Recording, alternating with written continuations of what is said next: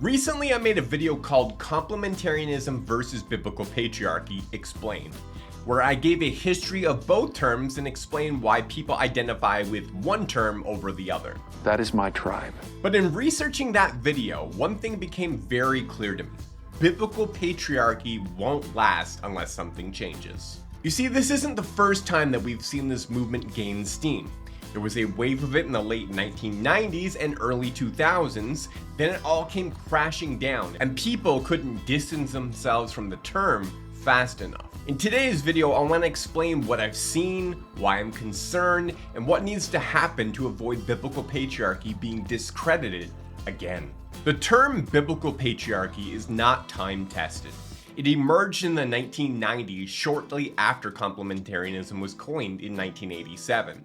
While patriarchy is an old word, it was not historically used by Christians as a term of self-identification to describe the Bible's teaching on headship until the 1990s. One of the early promoters of biblical patriarchy was Patriarch magazine, founded in 1993 by Philip H. Lancaster.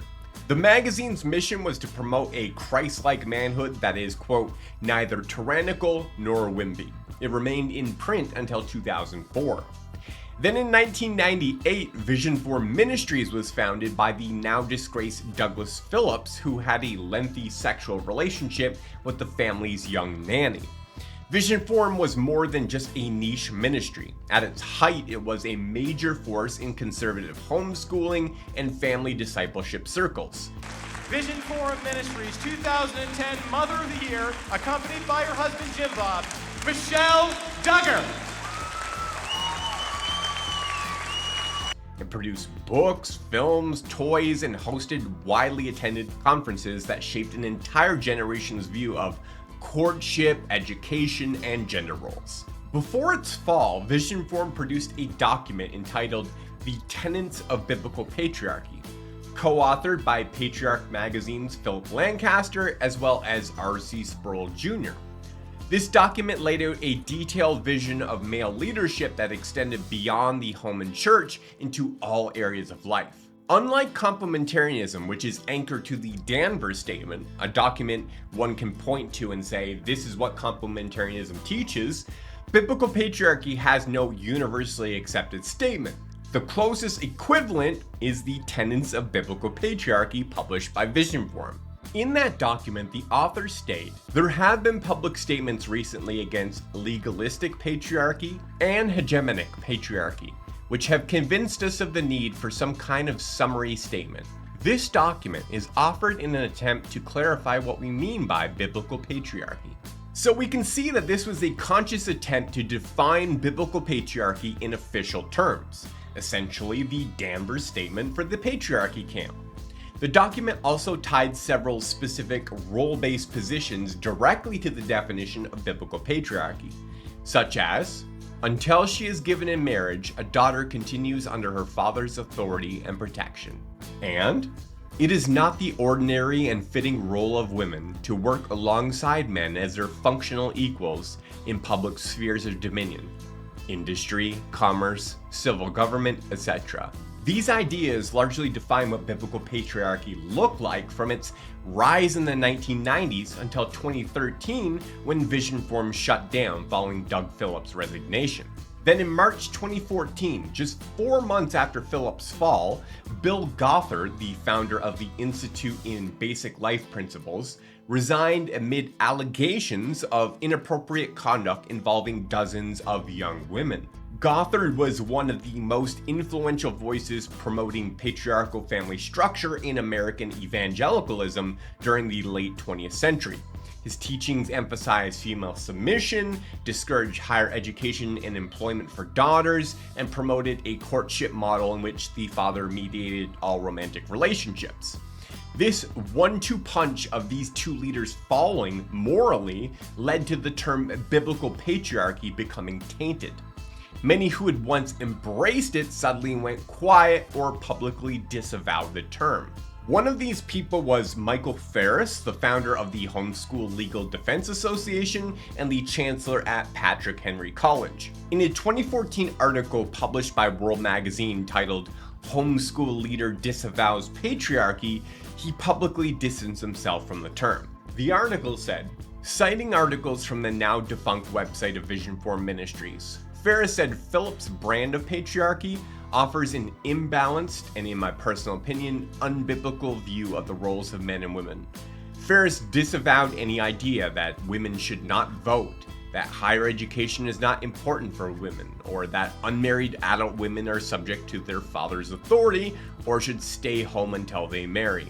These propositions, Ferris wrote, were not universal commands from God. Here's the second problem. Biblical patriarchy lacks a foundation. Complementarianism is tied to a statement, the Danvers statement, which gives it guardrails. You can agree or disagree with it, but at least you know what it is. It's defined. Biblical patriarchy, on the other hand, is a decentralized term. There's no council, no founding document, no recognized leaders, nothing that defines or defends what the term actually means. Vision Form's Tenets of Biblical Patriarchy document was once the closest thing to a defining text, but it was effectively discredited. And with the ministry's collapse, there's now no official document one can point to and say, this is biblical patriarchy, or just as importantly, this is not biblical patriarchy. One of patriarchy's current defenders, Michael Foster, admits as much. On the frequently asked questions page about patriarchy on his website, he says, as far as I know, there aren't monolithic tenets of patriarchy. That's honest, and it's a problem. Foster himself rejects several major positions from the old Vision Form document. He doesn't believe, for example, that unmarried daughters must remain under their father's roof until marriage. But that raises the question, what then is biblical patriarchy, and who decides? Without a historical or doctrinal anchor, the term drifts. If dominant voices start promoting views like daughters must stay home until marriage or women shouldn't attend university, these positions can quickly become assumed as part of the patriarchy label, simply because no one has the authority to say otherwise. That's a recipe for confusion, division, and eventual failure. The saddest part is that many of today's loudest patriarchal voices are repeating the very mistakes that brought Vision Form down. Many of the men reclaiming the label were teenagers or younger when Vision Form imploded. They didn't live through it, and now they're bringing back the same errors and often with a more brash tone. Here are a couple examples if you're unfamiliar. When Ligon Duncan, the CEO of Reformed Theological Seminary, praised a recent female graduate for becoming a book editor at a Christian publisher, Nate Schloman, a pastor who abandoned complementarianism for biblical patriarchy, publicly criticized it. A Christian man and father should have that job, and evangelicalism is surely worse off because that's not the case. Our institutions are sick, and I'm not going to hesitate to say such things anymore. Joel Webbin, the founder of Right Response Ministries and an outspoken patriarchalist, similarly opposed women in the public sphere, including podcasting. In a nutshell, in general, I don't want to see women in the public sphere. You mean they shouldn't hold political office? Correct. You mean you don't want to see them podcasting? Correct. Well, but what about in the marketplace, with, 9 to 5, careers? No, not that either. Like, I don't want to see women holding positions in the public square. I don't. And then there's other leaders and influencers who have advocated against women joining competitive sports, including girl-only teams, women learning martial arts for self-defense purposes, as well as taking stances similar to Vision Form, such as opposing women attending college. So naturally, people will want to know, if they embrace biblical patriarchy, how many of these positions are they signing up for? Since there's no formal leadership or clear document, the definition is fluid. And if these views gain enough traction, they could easily become the assumed package that comes with the label. At the current moment, people can point to Joel Webbin or Nate Schloman's comments and say that they are outliers, and accepting the term doesn't mean embracing their views. But that might not always be the case. Some of these men lack maturity, they lack character, and they're already reintroducing the same kind of extra biblical rules that made the original movement so problematic. heavy-handed family models, legalistic standards for daughters, harsh rhetoric, and a total absence of pastoral care. It's brash, reactionary, and fragile. If even a few of these leaders fall, and I wouldn't be surprised if they do, it would be the same story all over again. Now, I've been critical of biblical patriarchy in this video, but I'm not an outsider throwing stones. Destroy it all. I identify with the movement myself. Still, I recognize it may not be a label that I can hold on to long term unless it gets a solid foundation. That said, not everything is bleak and there's still time to get it right. On the encouraging side, we do have wiser older men who aren't repeating the same past mistakes. For example, Michael Foster, author of It's Good to Be a Man, said, "I have seen courtship in patriarchal families result in single daughters living at home in their late 20s or 30s as near second wife to their dad. It's weird and perverse." Foster doesn't teach quiverful theology. He doesn't claim a woman can't work outside the home or that homeschooling and courtship are the only biblical models. So it's not all immaturity and idealism inside biblical patriarchy. Other solid men like Douglas Wilson and Vodi Bakum have also lived through the vision form era and remain discerning voices. At this current moment, biblical patriarchy is overtaking complementarianism to be the leading term that people self-identify with. But right now, it's nothing more than a trendy term. It's very trendy.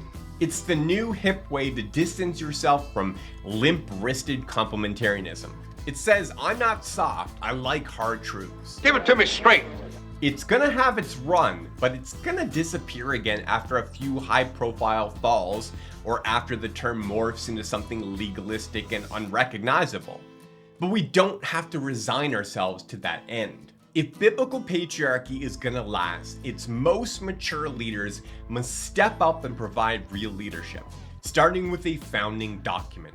The authors should include men like Michael Foster, Douglas Wilson, and Vodi Bakum, men who have lived through the fall of vision form and possess mature, life-tested wisdom.